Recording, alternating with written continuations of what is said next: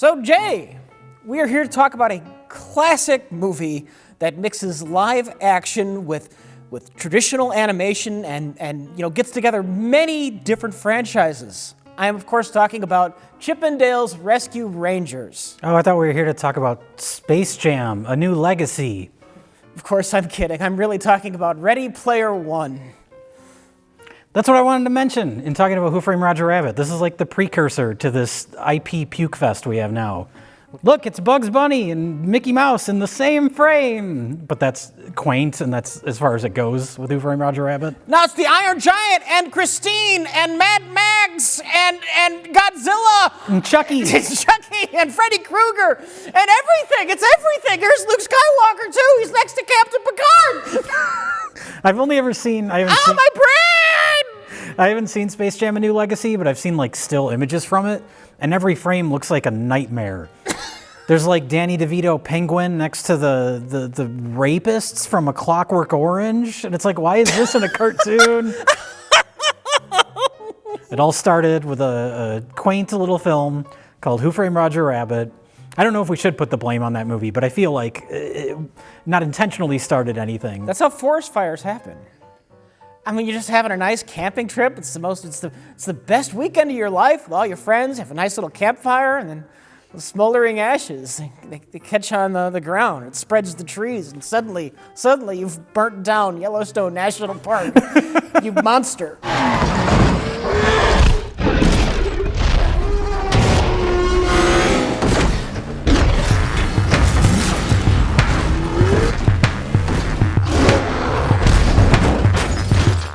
Roger Rabbit is perfect.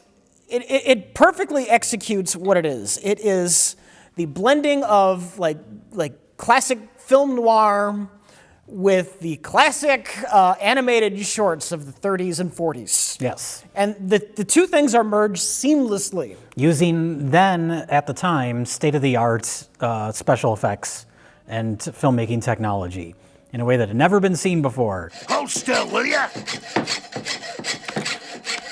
Does this help? Yeah, thanks. What a goddamn pain in the ass this entire movie must have been to make. And you look at it now and you're like, that gun would have been CGI. Like, it would have been, it's so much easier now. I don't want to shit on modern, because CGI has come a long fucking way. Sure. CGI has finally gotten to the place where, yeah, I don't mind it anymore. But Roger Rabbit is from an era when it was actually fun to watch making of videos. Yes. Making of videos now, it's just, I got the wireframe. But like, Who Framed Roger Rabbit, like that Ink and Paint Club, they had to build that set 8 feet off the ground so animators could run around underneath, because they had these slots running along with a pole just so a penguin could be holding a fucking ice cube tray. And God bless them for the effort they put. What makes the movie really, really fucking work is the interaction of the animated characters with real physical objects. Like, it would have been so much easier and cheaper to just have the penguins walking around with animated drink trays. Yeah. But they went through the effort to get like this whole fucking custom set built just so somebody could run around with a pole underneath the set. Mm-hmm. And the bartender in that scene is an octopus, so they just have like all these different items on strings. And yeah, and it's funny too, because you watch it now and you can see like as much effort that went into the movie. You can tell the parts where they're like exhausted and they're like, fuck it, it's good enough. Where like when Eddie Valiant's in Toontown, he's got his cartoon gun, but then there's like one wide shot where it's just like a real prop gun that's meant to look like a cartoon gun. And they're like, it's a wide shot, fuck it, we can't do this anymore. Well, I understand the animators were very pressed for time. Like, I know there was like deadlines that they were barely meeting to get this thing out the door. Yeah, that's kind of like when that's your whole concept for the movie, it seems like you probably shouldn't rush that aspect of it. I'm sure it was not fucking easy to animate. I know back in the day, before Roger Rabbit, when they wanted to integrate animated things with live action people, I understand the camera was usually on lockdown. Yeah, and that's the important thing to point out, is that this existed before Who Framed Roger Rabbit. But yeah, it's like you think of like Mary Poppins, or Disney's Pride and Joy, Song of the South. It's fine. I saw that in the theater. They re-released it as recently as the 80s, because I saw it. They re-released it in theaters, so they weren't trying to bury it quite yet. Because right now that thing's in the secret Disney vault. Yeah. That's in the vault, in the vaults. There's the fake vault that's used for just marketing purposes, and then there's the real vaults. Song of the South and Walt Disney's head. They're down there. But yeah, it's like, a lot of lockdown shots. Still, I'm sure, a pain in the ass to do, but that's where Robert Zemeckis comes in. Okay, quiet, we're rolling, and action. Oh, boys, didn't hear you come in. I said, where's the rabbit? Who, for a good long stretch, from like the 80s all the way up to like the early 2000s, he was constantly making movies that really pushed forward like filmmaking techniques and special effects, all the way up to those hideous motion capture movies. The Polar Express. He bit off more than he could chew there, and it was curtains. Yeah, but that was a big advancement in special effects. It looks creepy and terrible now, but They actually make fun of that in the Chip and Dale movie. Who are you? Is he talking to us? I can't tell. He's got those Polar Express eyes. I guess we'll talk about that movie. I mean, I don't really have to. Well, we'll talk about it in a little bit. We'll talk about movies that came out in the wake of Who Framed Roger Rabbit, and how not a single one has come anywhere close to capturing anything that makes this movie interesting or good. But he starting with like Back to the Future up to those movies, and he's still making movies, and they're kind of hit and miss. But I think those motion capture movies broke his brain. And action. This was kind of the height of his power. You had Back to the Future and this, and Jesus Christ, are those fucking movies amazing. This is sandwiched in between the first Back to the Future and Part 2 and 3, which were shot simultaneously. Yeah. And he was using a lot of motion-controlled cameras, which he would go on to use even more in the Back to the Future sequels, to have all those Michael J. Foxes in the same frame. Because that's another like kind of old-school technique of, you have the same actor playing multiple parts, you just do a split screen. So you just have a flat, static shot. Camera on lockdown, so Yes. you can do it really easy. So you can do it. And Robert Zemeckis is like, fuck that shit. I want to shoot every scene like I would just shoot any other scene for any ordinary movie. So many great, not just the moving camera, but like rack focusing. There's the part outside of R.K. Maroon's office when Jessica Rabbit smacks Roger on the head with the pan. She's in the foreground. She looks up at the window, and it rack focuses from her to the window. That's how you would shoot it with just a normal actor. And so all these little things that just add up to this just feeling like a normal movie where you're always aware you're watching cartoons, but you kind of forget about it because the story is so strong. They went the extra mile to make the cartoons feel like they were a part of the real world. It's like, you think of it as being, this is traditional animation, but like, it's shaded in a way that traditional animation like almost never is. Yeah. But really the animation process was very much like a photographic sandwich.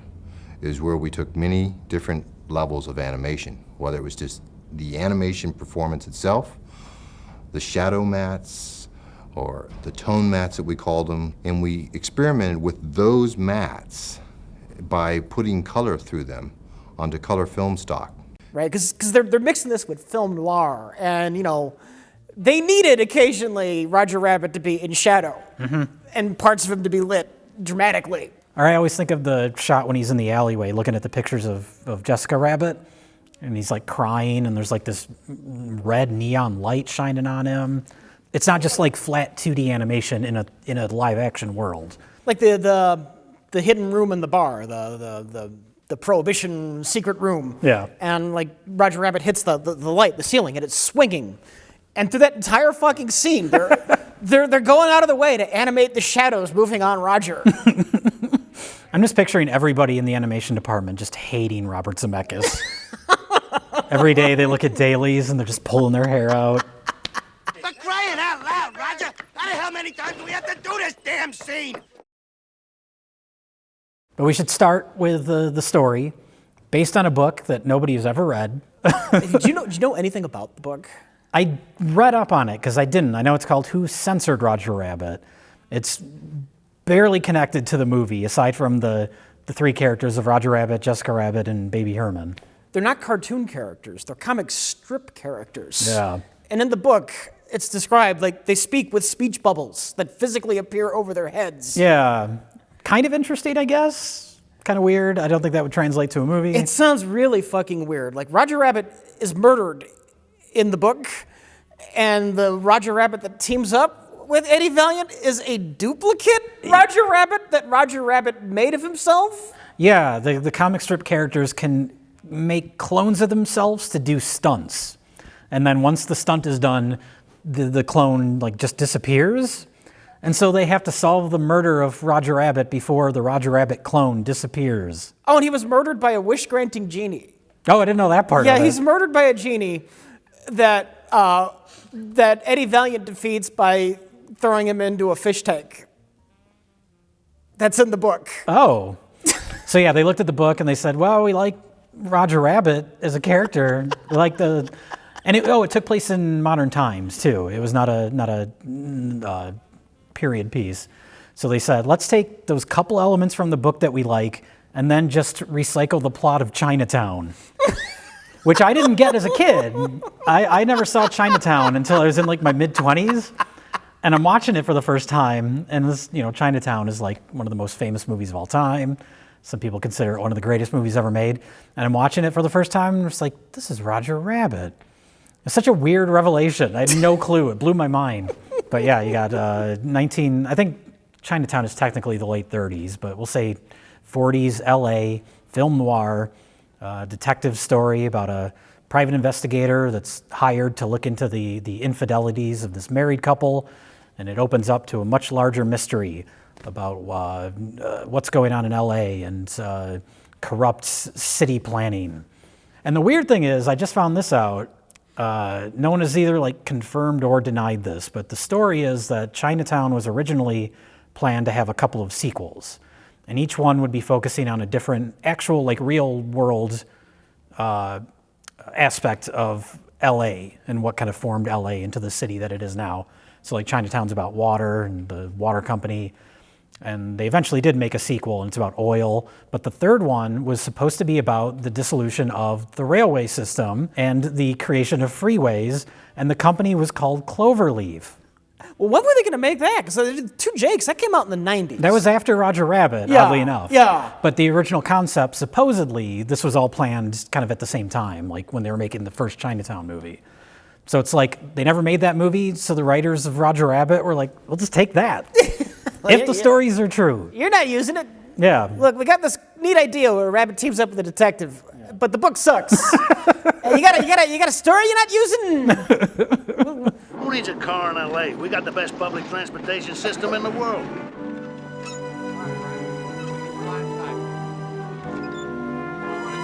And that's what makes the movie work too, is the real world stuff. There are, except for a couple little nitpicks I have, for the most part, the movie has rules as far as how the live action world and the animated world interacts. And the real world is real. Eddie Valiant is a real person who has a real tragic backstory that involves tunes, but everything with his character and his background is treated so sincerely. And that's what really kind of like makes the whole thing work. It's slightly exaggerated. Because you get to his office, and Eddie Valiant is very much human. He's part of the real world, but even his office, like his brother's half of the office covered with like comical dust and spider webs. It's great. It's great. Spiderwebs maybe a little too much, but that shot when he goes into his office and sits down and it just pans across their like entire history together as brother detectives is like a wonderful, wonderful piece of like visual filmmaking. And the fact that it not only gets back up to him, but it's now the next day, and it all has just happened in this one continuous shot. You have his backstory. You understand it through the pictures. Yeah, that's great. Which I think, I haven't seen Chinatown in a while, but I think that's another Chinatown aspect in that Jack Nicholson used to be a cop, and he had a partner that was killed in Chinatown. And so he's always kind of like resented Chinatown because of that, which is Toontown in this. I really need to see Chinatown. That's great one movie. It's one I missed. You're going to watch it, and you're just going to be thinking about Roger Rabbit. I mean, it could do worse. I rewatched Roger Rabbit for this, obviously, but I had a big smile on my face the entire fucking time. I'm going to say I watched it a million times as a kid, And rewatching it now, I think it's actually better as an adult than it was as a kid. The animation's great, and if you're a kid and you like cartoons and wacky, more Looney Tunes, Tex Avery stuff than the boring Disney stuff. Because Mickey Mouse, who cares about Mickey Mouse? Oh, Mickey Mouse always sucked. That's the biggest irony of this movie is that it's a Disney movie. Yeah. And this movie is effectively a love letter to Warner Brothers. Do you mean to tell me that you could have taken your hand out of that cuff at any time? No, not at any time. Only when it was funny. The character of Roger Rabbit is intentionally annoying. And when you're an adult, you're kind of cynical. Cartoons, those are for kids. So you're essentially in the shoes of Eddie Valiant. So it's okay that all this stuff is kiddie and annoying, because that's his point of view, too. Tunes. But this tells a real story, and it's like going along with the real world stuff, it's a real world story about city corruption. Well, also for like just a noir detective story, it's all of the things it needs to have. It's got the damsel, the sexy yet dangerous femme fatale. Yes. You've got like the fallen hero, like he's kind of on bad times, he's drunk, he's in the gutter. It's a perfect noir story, and it is also a perfect zany Looney Tunes cartoon. Yeah. With a wacky rabbit. And there's murder in it. Yes. I forgot about the shot when R.K. Maroon gets shot and killed. He's got his tie stuck in the editing machine, but the gun comes in and shoots him, and we just cut to a shot of him just there dead. And I had forgotten about that shot. I was like, wow. That is why this is Touchstone and not Disney. Yes. I'm assuming a lot of people a lot of younger people might not know this, because this is back in the day when the Disney brand, strictly children's stuff. The Disney Channel and Mickey Mouse Club. Clarissa Knows It All? Was that one of the Disney things? That was Nickelodeon. Was that Nickelodeon? And it wasn't a cartoon. I don't fucking know. But they held that like Disney for kids was like a sacred freaking thing. And when Disney wanted to not be Disney, they would label it Touchstone. That was for their PG properties. Yes. But it was mostly like stuff like Sister Act. It's like anyone can watch Sister Act, but Sister Act is too risque. for Disney's core audience they were catering to at that time. Yeah. Which was uptight housewives. Shit for their children to watch. Right. The live action Winnie the Pooh TV show. Did you ever see that? No. With the people in big costumes. I'm convinced that show is what started a lot of people's furry fetishes. Oh, this movie probably started a shitload of fetishes itself. Well, you don't want to Google Jessica Rabbit Rule 34. You don't want to do that, Jay. I'm telling you right now, don't do that. But her dimensions are so absurd with that tiny little waist. And then, of course, as a kid, all the boob jokes. Nice booby trap. The risque humor of a PG movie when you're a little kid. Baby Herman said, damn, or whatever he says. He said he's got a 3-year-old Winky. I've been trying to make him quit, but he just won't listen to me. What do you know, you dumb broad? You got the IQ of a rattle. And who's that lady he's with out in the hallway to Eddie's office? That's some poor woman who works for him that he sexually harasses constantly. And it's a joke. Yeah. Well, that works too, where it's like, this is a bygone era. So it's a movie about a bygone era that is now a product of a bygone era in terms of like filmmaking and special effects. You're never going to get Bugs Bunny and Mickey Mouse in the same shot ever again. That was the equivalent, like this movie with the Looney Tunes mixed with the Disney characters and some non-Disney, like Droopy Dog. There's a lot of Betty Boop. Every animated thing is in this. But I mean, that'd be like today if they made Marvel versus DC. And yeah. I think this speaks to the amount of clout, the just pure amount of clout that Steven Spielberg had at that era. Yeah. Him and Robert Zemeckis, I'm sure Back to the Future didn't hurt the Back to the success Future of that didn't movie. hurt, but I'm sure because Spielberg at that time was behind Zemeckis. Spielberg produced Back to the Future and this. That's true, yeah. Along with also producing this is Frank Marshall and Kathleen Kennedy, who did like the Indiana Jones movies. And then Robert Zemeckis directing. Everyone is like at the top of their game, except I looked up the writers. Because it's like, who wrote this movie? This is like a perfect script as far as like setups and payoffs and just the story and the tone in general. And I think a lot of that may have to be attributed to Robert Zemeckis. Especially the setups and payoffs. Yeah, because the actual script, like the guys that wrote it, it was two guys who have done like nothing but crap before or since.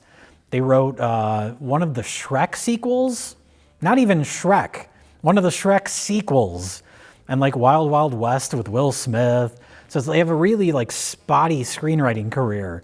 So I don't know how they pulled this out of their ass, but I'm assuming a lot of what works can be attributed to Robert Zemeckis. Is there anything in the movie that doesn't work? Well, I mentioned the kind of reality of the movie and like the way that the humans and the cartoons interact. There's a couple bits in Toontown. When Eddie goes to Toontown, you mentioned Droopy Dog. He goes on the elevator and then like the gravitational shift causes him to squish. It's like, he's still a person? Like, we're breaking our own rules that the movie has set up? Why would him being in this other section of town cause him to have Toon-like attributes? So that bothers me. I am okay with the rules being different in Toontown because they only really do that in Toontown. Like, why? I don't know. It's a minor thing. Like I said, it's a minor nitpick, but it's like everything else in the movie feels like it's so like perfectly thought out as far as how these two worlds interact, that when you see him like a squished pancake on the ground, I'm like, if it were really funny, then maybe I would let it go, but it's not really. It just looks weird. I have a nitpick, and it's a very Rich Evans type of nitpick. I despise excessive coincidence, and it has always driven me nuts that Christopher Lloyd, Judge Doom, is coincidentally the same Toon that killed Eddie Valiant's brother. Holy smoke, he's a Toon! Surprised? That has always kind of rubbed me the wrong way. It's like, oh, that's kind of a coincidence. I guess, okay. That's fair, but it's a great third act twist to bring that all together, to tie Eddie's backstory in with what's currently happening. I can let that go. I love the entirety of the third act. The idea of setting the finale of this movie in the Acme factory. Yeah, Acme is an actual person. Acme is an actual person, but just seeing the Acme factory, the famous Acme factory, was genius. Yes. Because you have all of the Acme toys to play around with for that final fight. Most of which have been set up earlier.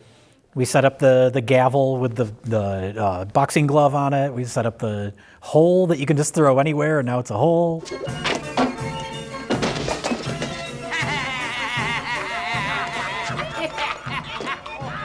That's another part where it kind of breaks the reality, where Eddie Valiant is like jumping on the pogo stick and he gets his head stuck on the overhead lights. It's a little too cartoony for reality. It's perfect for his character, though, because Eddie Valiant is a character who has, after the death of his brother, he has lost his sense of humor. Mm-hmm. So, of course, he gets teamed up with a zany cartoon character. It's classic stuff. And in order to save the day at the end of the movie, Eddie has to embrace his inner clown to make the weasels laugh to death, which is also set up brilliantly. Yes. And the one moment that I love is one of the weasels is dying. His ghost is leaving his body, and he's like desperately trying to pull it back in.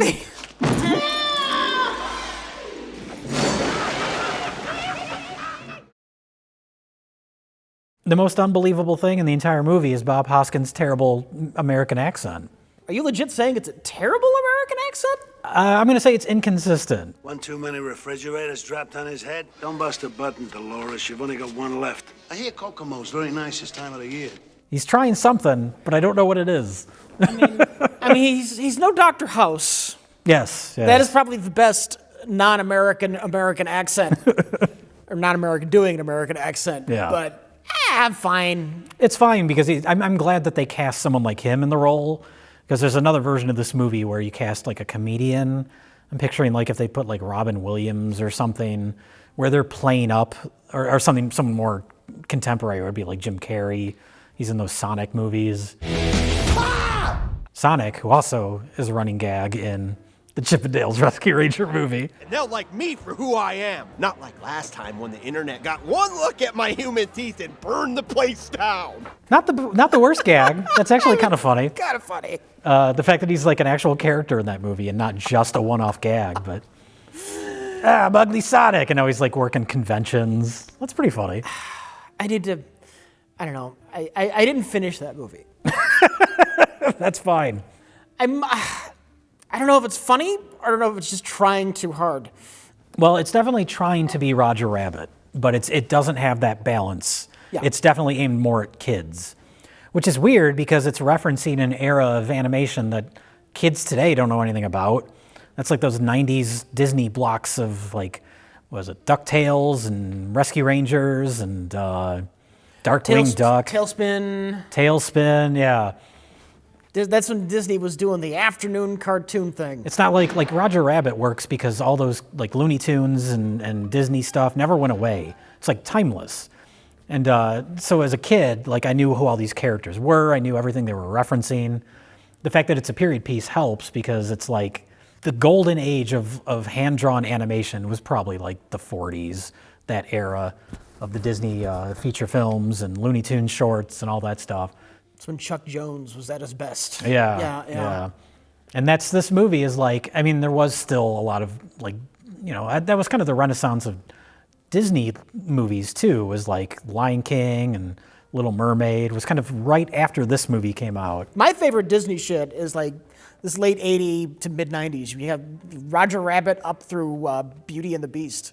Yeah, well, they had that. I mean, obviously, those the old, Cinderella, all the classic ones. And then, yeah, they kind of had a dip where they weren't doing much good stuff. And then this movie onward through the 90s, it was like, yeah, Lion King and Aladdin was a big one. Beauty and the Beast. And it's as a kid, like, obviously, I watched cartoons, but animation at that point, and especially the shit I was watching, was like Saturday morning cartoons, which are so poorly made. Like the Ninja Turtles cartoon where from shot to shot their masks will change color. They were just like, in like Transformers, they were all just like 30-minute commercials basically. Captain N, the Game Master.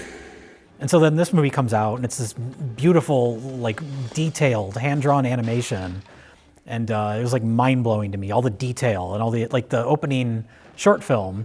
The movie wisely starts with a Roger Rabbit short that we then pull out of. Like, it's so well animated. And that the kitchen that it takes place in, like, changes size depending on the gag. Like, when he's running around in circles throughout, the kitchen is gigantic. And he's running around for no reason. The kitchen's an oval. Yeah. Because that's what works for the joke, because it's a cartoon. Yeah. It's the distillation of that era of cartoon, and it sets up what the movie is. If you're some fucking weirdo that's never seen a cartoon before... This is it.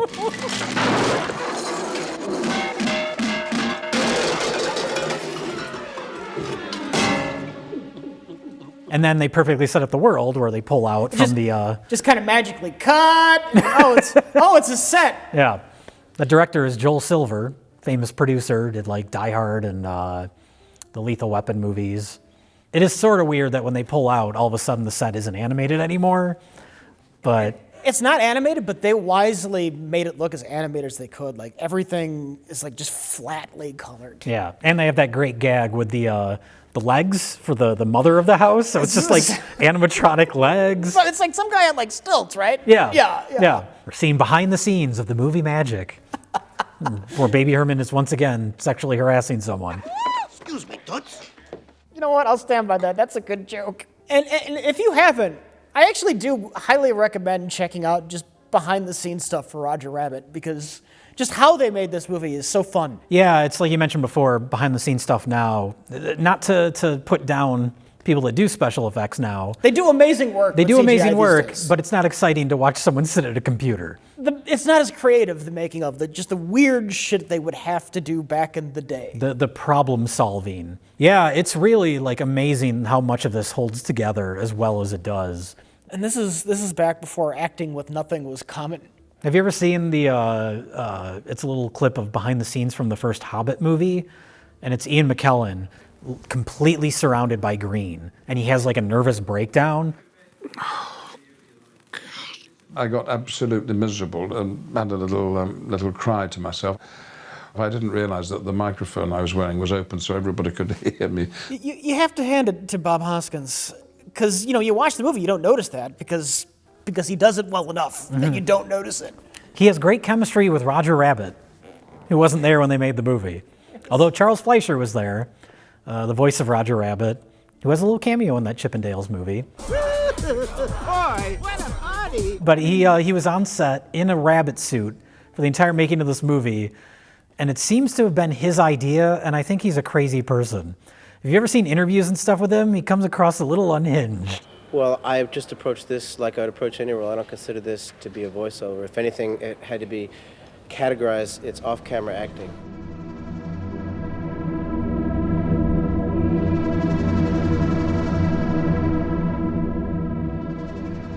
Just down in the basement.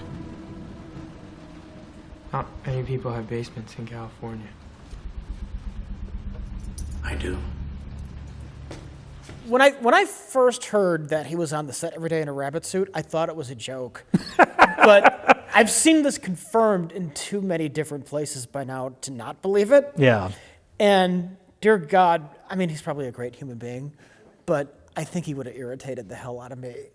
That's like shades of Jared Leto as the Joker, like sending people garbage in the mail because he's trying to stay in character. It's like, just don't do that shit. Yeah, fuck off, Morbius. Oh, fuck off. Jared Leto. You're an actor. He's a big idiot.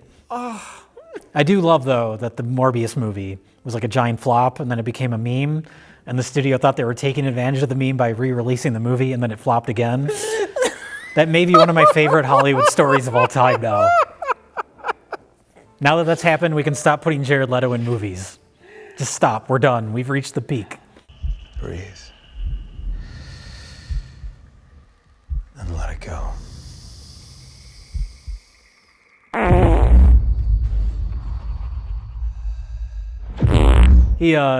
Speaking of performances, we got Christopher Lloyd in the movie. It was great. I didn't realize as a kid that was Doc Brown. I don't know. I mean, as a villain, isn't he a little bit too cartoony?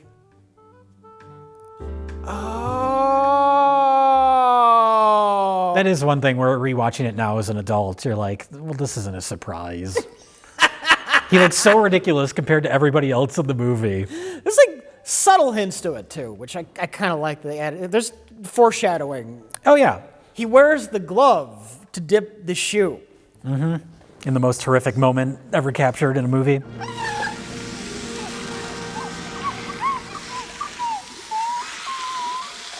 People bitch about that, like that scene's so horrible, and it does wonders for making you hate Judge Doom. That's why it's horrible. It does exactly what it should do. It's perfect. And I also love like all the like tension of dip. Oh my God, it's dip. And when they explain it, it's just like acetone and turpentine. It's basically like a paint thinner, which makes sense. It's nail polish remover. Yeah, which is hilarious.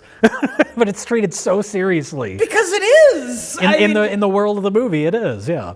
And that shoe scene sets it up as the most horrible thing in the world perfectly. Yeah. Yeah. You want to know how dangerous this is? Here's the cutest little cartoon character you've ever seen being horribly murdered. It's something they needed, too, so there could be a threat to hang over Roger's head. Because we see in the beginning of the movie, you can set him on fire, and it doesn't fucking matter. He's a cartoon. Which is sort of another thing that's, if you think about it too much, is sort of weird. They establish, like, at that crime scene, they're chipping off the paint from the rope. He's like, it's paint from the rabbit's glove. And then Jessica Rabbit has the famous line, I'm not bad, I'm just drawn that way. So it's like, did somebody draw these characters and they came to life? What is the backstory of all this? You know what? They can't explain it. They don't bother explaining it, and they don't need to, but it's one of those things where it's like, if you think about it a little too much, it's like those Cars movies. It's a world that exists solely of cars, so why do they have like human-shaped doors? Cars is the world that happens after the Google cars rebel and take over. Okay, so at one point there was humans. At one point there was humans. And all these cute characters murdered them? Yes. Okay. I mean, you know, they were enslaved by them. It makes perfect sense they would rise up and murder humanity. Speaking of slavery, there's hints of kind of the racism of the era. They don't push it too far, which is wise, but that's definitely a part of it, like the Ink and Paint Club. That was a real thing where you would have these clubs where black performers could, you know, perform, they could work there, but they weren't allowed entrance as like guests of the club. Why don't you do right? I know that Kathleen Turner is not singing during the Jessica Rabbit scenes. That's not her singing. No.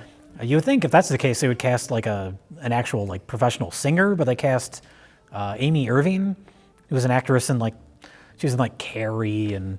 I did not know that. But just an actress. You'd think they would cast an actual singer, not just another actress to do the singing in the movie. I did not know that. Well, she knocked it out of the fucking park because I love that number. Yeah, it's a great scene, and that's one that kind of incorporates, in addition to the live-action animation stuff, it's sort of like rotoscoping, because like when she grabs the tie, that's like clearly someone's hand, and they animated over it. And That's one of the reasons I've heard, I think this is on the commentary track, they wanted her waist to be so skinny, so there would be no doubt that they did not rotoscope somebody. That's 100% an animated thing. We did not cheat. That's fair. I mean, it's the right decision anyway, just because she looks so ludicrous that it's hilarious. She's the cartoony femme fatale. Yes, It works perfectly, yes. She only has the sparkly dress during that one scene, though, because again, I'm sure the animators were like, fuck this.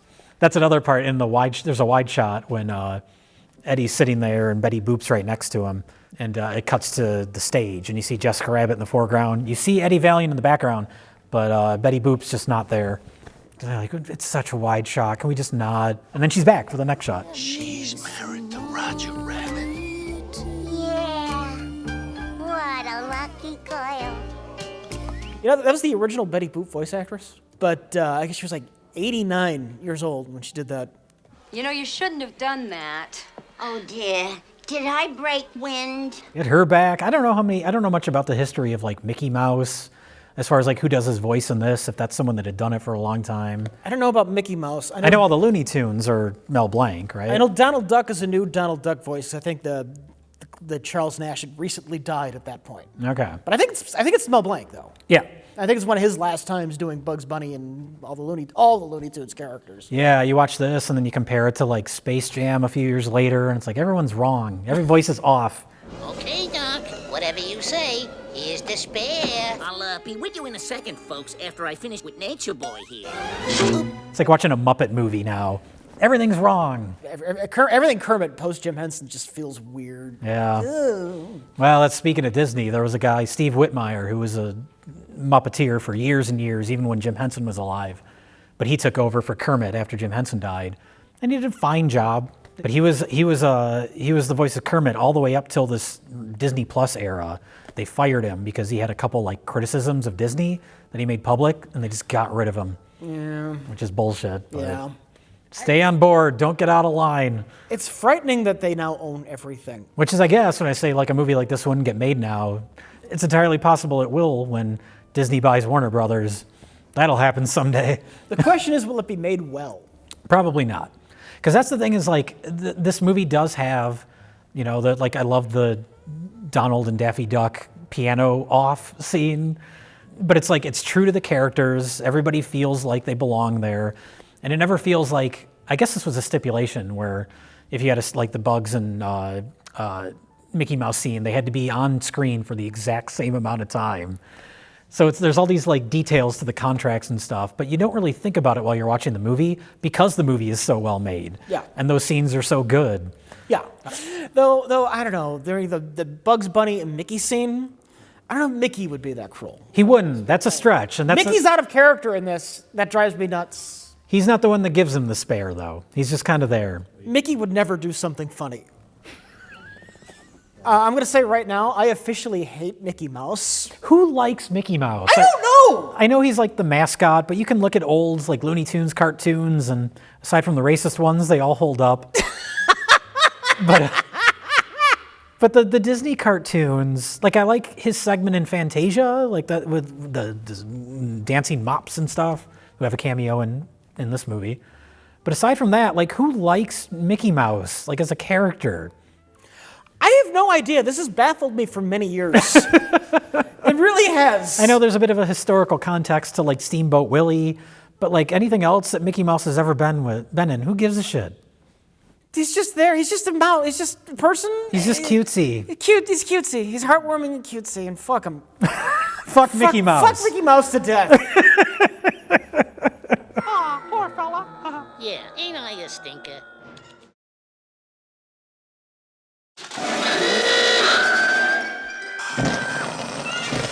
I'll save you, baby! Roger Rabbit as a character is sort of like the amalgamation of every major characteristic of all these different characters. Mm-hmm. There's a lot of, like, obviously he's a rabbit, but I'm sure there was a lot of. I'm sure behind the scenes there was a lot of concern of not making him too much like Bugs Bunny. Yeah. I'm sure that was a big pain in the ass. And he's not at all. No. And that's as a kid, I was always like, why weren't there more Roger Rabbit movies? So I was kept waiting for a sequel to this that never came. They did a couple like shorts that played before other Disney movies. Like I remember one of them played before Honey, I Shrunk the Kids. They made me want to see movies I otherwise would not have given a shit about. So they did their job. But it's weird because those shorts, like Baby Herman's in it, but he's a baby. So you're watching like the character performing in these shorts. It's sort of weird. There's something like meta going on there. They're like the cartoons they would have been making. Yeah, exactly. Rather than a follow-up to Who Framed Roger Rabbit. Right. But as a kid, I was always like, why don't they make more Roger Rabbit stuff? But in rewatching the movie, it's like he's perfect for this movie and this story, and his character is so annoying intentionally, where it's like he's perfect as a foil to Bob Hoskins. Yeah. And that's kind of it. We don't need more Roger Rabbit. This is the perfect amount of him. He's not a character that needs to endure or be in all sorts of other stuff like a Bugs Bunny. Just he works perfectly in this movie. I don't know what you would have done with a sequel to this. Yeah. Floating out there somewhere, obviously they've toyed around with the idea. I've seen a screen test with a CGI Roger Rabbit. Nope. It's floating. Yeah, it's floating around out there, but no. Don't need that. No. Well, that's like, again, we keep going back to this goddamn Chippendale movie. There's parts of it that are meant to look like 2D animation, but they clearly aren't. And it has a different look. It has a different feel to it than the hand-drawn animation. Yeah. Space Jam. Space Jam. I mean, there's Space Jam. There's Looney Tunes back in action. Which is not great, but it's better than its reputation. There's a couple it's directed by Joe Dante, and there's a couple of genuinely good sequences in it. There's a part where they go to the Louvre and the Looney Tunes are like jumping from one painting to the next. Yeah. And it feels like a classic Looney Tunes short. It's really well done.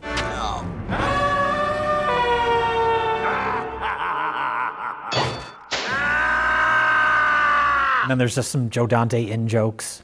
The main plot is stupid, and it suffers from what a lot of these movies do, which is that even the live-action characters kind of act like cartoon characters because they're like, it's a kid's movie. There's animated stuff in it, so anything can be weird and goofy. It's like, no, the real-world stuff needs to be real, like in Roger Rabbit. And I one of the best... Bob Hoskins is a fucking drunk. This is an animated kids movie, and our hero is an alcoholic. I do love his first meeting with R.K. Maroon. He's in his office, and R.K. Maroon is talking, and we just show him, like, eyeing the booze behind him. And the death of his brother is all played completely straight. And that comes to the best line delivery in the movie when we discover what happened to his brother with Joanna Cassidy, who plays the perfect 1940s dame running the bar. Toon killed his brother. What? Huh? Dropped the piano on his head. It's delivered so straight, but it's so absurd that it's funny, even though it's a serious moment. Yes, and it wouldn't work if it were delivered hammily. Mm-hmm. So but yeah, like Looney Tunes back in action has goofy stuff. What else was there? I never saw the new Space Jam. I wasn't going to bother. Did anybody? There is a lot of nostalgia for that first Space Jam movie, which makes no sense to me because it's an awful movie. I guess some people like it ironically, like they know it's bad, so that's fine, whatever. But I saw it in the theater because I loved Roger Rabbit. And it's like, finally, another fucking live-action animated movie. And then it's just, in the theater, I was like, that was fucking terrible. I mean, we've referenced it before, but it's ironically, back in the day, Mike used to reference Space Jam all the time. They're like over a decade ago, Mike used to use Space Jam almost like an exclamation. That's Space Jam. Well, I know he probably hasn't even seen it.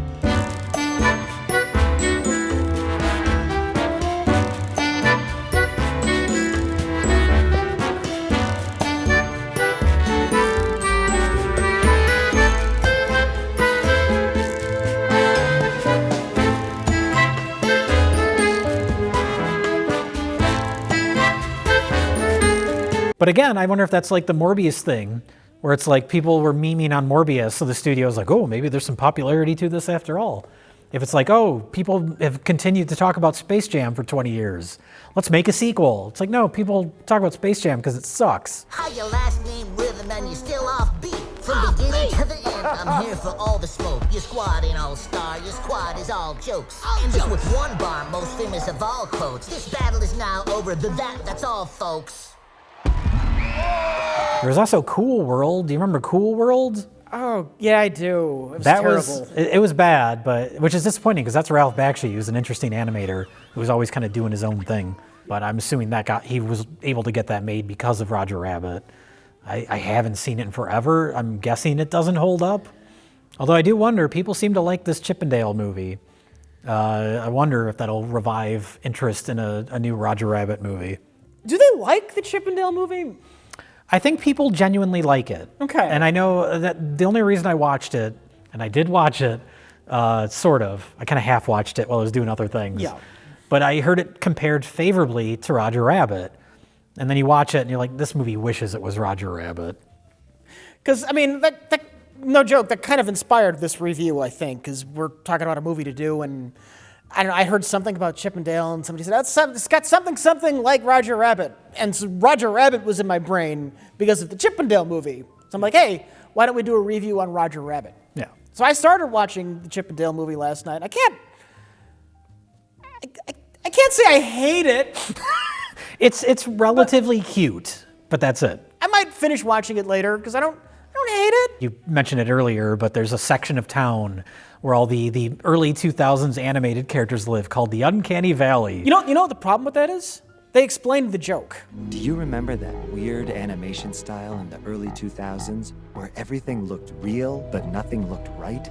Oh, yeah. That stuff was creepy. They actually take the time in the movie to say, this is the section of town where all of the character from those creepy Uncanny Valley movies from the early 2000s, they all live here. And aren't their eyes freaky? Yeah. It's just like the Polar Express.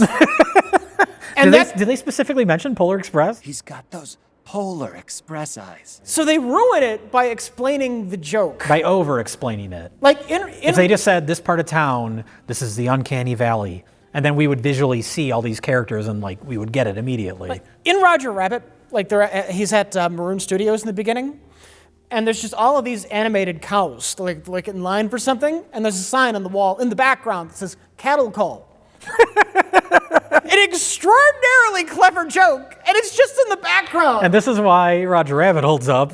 But yeah, there's stuff like that where it's like they kind of ruin their own jokes. And it also has a lot of the joke is just a reference.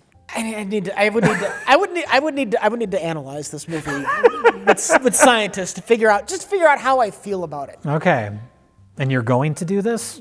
You know what? If you send us enough on our Patreon, if we get $100,000 on our Patreon this month, I will analyze Chippendale Rescue Rangers with a small team of scientists, and we will figure out whether or not it is in fact funny.